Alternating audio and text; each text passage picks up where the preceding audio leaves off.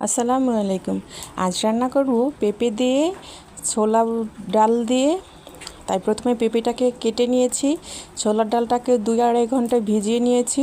তারপরে অল্প সামান্য তেলে মশলা কষাবো, আর তেলটা কম দেবো কারণ পরে আবার ফোড়ন দেবো। এই জন্যে অল্প তেলে মশলা কষিয়ে তার মাঝে ডালগুলো ঢেলে দেবো। ডালগুলোকে ভালো করে কষিয়ে নেব। কষানো শেষে তারপরে দিয়ে দেব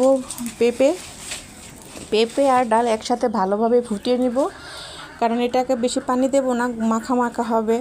তাই অল্প পানি দিয়ে দুইটা পেঁপে আর ডাল ভালোভাবে ফুটিয়ে তার মাঝে ফোড়ন দেব। ফোড়নে দিয়ে দিলাম পেঁয়াজটা ভাজা ভাজা হলে তার মাঝে দিয়ে দিব ডিম। এখানে 2টা ডিম ভেঙে দিয়ে তারপরে আমি এটাকে ফোড়নে দেব।